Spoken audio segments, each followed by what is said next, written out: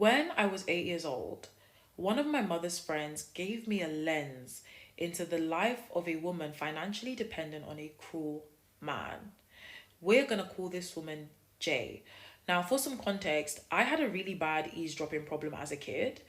And number two, a lot of my mother's friends spoke very freely to her when I was around because they wrongly assumed that I did not understand our mother tongue because my brothers didn't understand our mother tongue.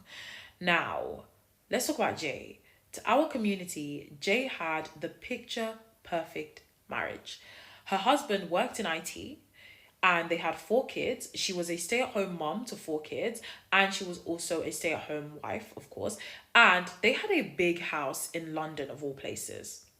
However, I was present on the Sunday afternoons where Jay would come into our car and beg my mom for 50, £60 to get her hair done or to get her nails done. She would explain that her and her husband got into an argument and he would switch up on her and tell her, I'm not giving you money to do any of these like leisurely things this month, that you can figure that out, knowing that she had no source of income.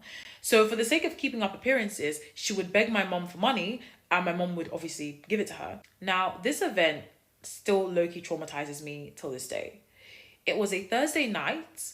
At 11:06, Jay pulls up into our driveway.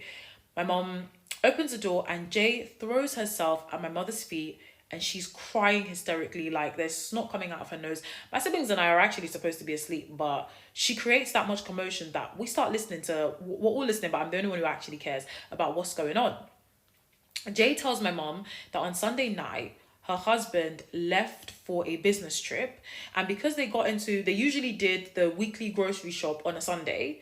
And because they got into an argument on Sunday morning, he refused to give Jay money. But she thought things would change by the time they got home, etc., etc. But no, he left for a business trip knowing that she had no money to buy groceries. Now, mind you, these 4 children they have are under 10. They're the same age as my siblings and I. These are 4 children under 10.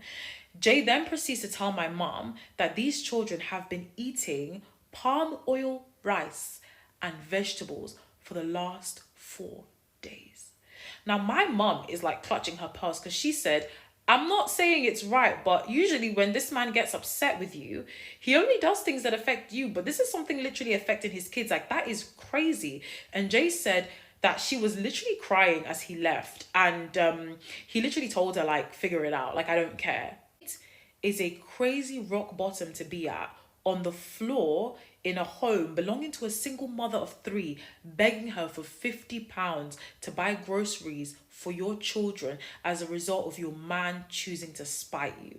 And that event cemented into my brain that at no point in my life will I ever not have money that belongs to me and me alone. Because when I tell you, that absolutely terrified me. Seeing a grown woman cry the way that woman crew, the way that woman crowed on my mother's floor, terrified me